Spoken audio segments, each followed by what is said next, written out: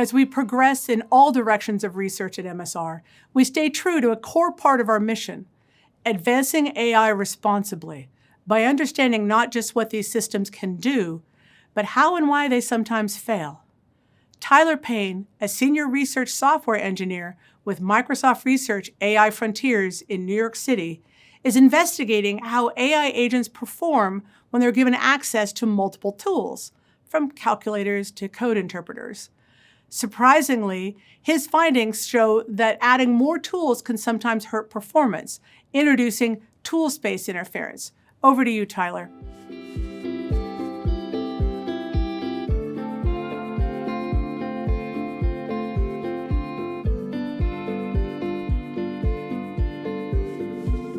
Hi, my name's Tyler, and I'm a research engineer at Microsoft Research AI Frontiers.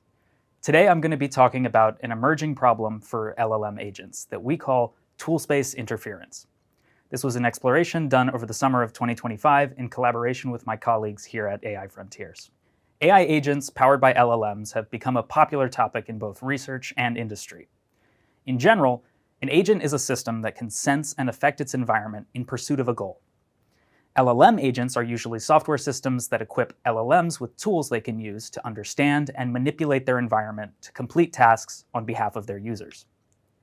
Often, these agents act in computer environments, where they can browse the web, write code, and manipulate the file system. For example, Magentic 1 is a popular generalist agent developed by my collaborators here at MSR.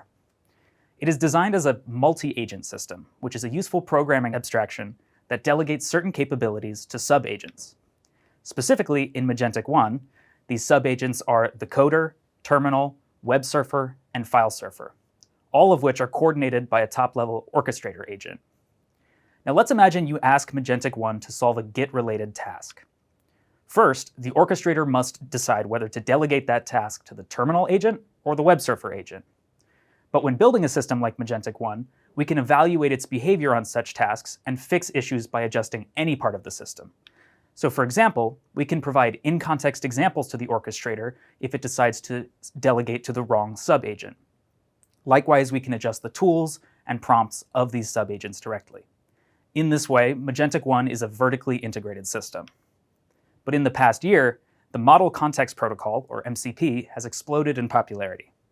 MCP enables developers to bundle their tools into a server that can be easily shared and consumed by LLM agents.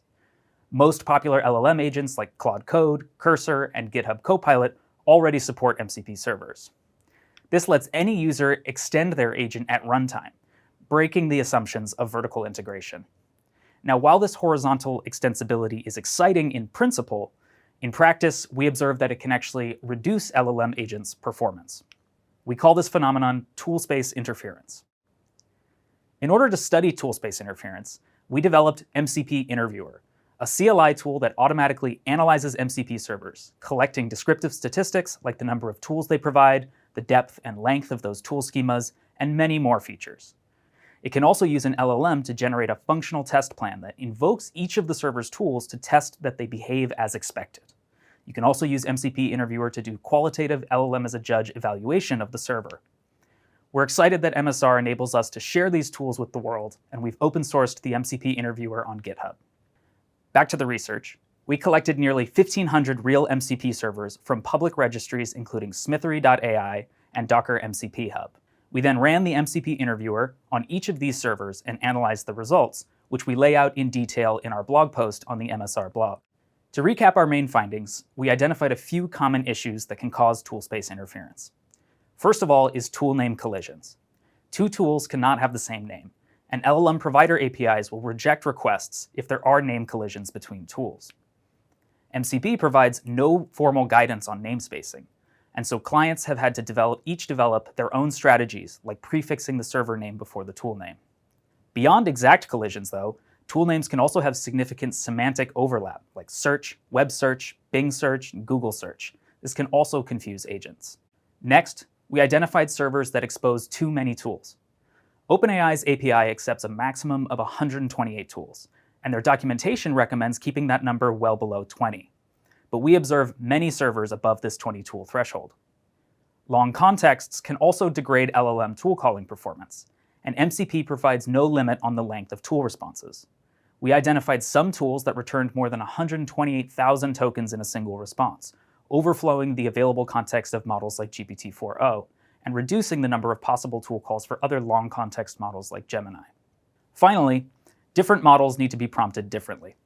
For example, OpenAI recommends providing in-context examples of tool calls for chat completion models, but discourages them for reasoning models.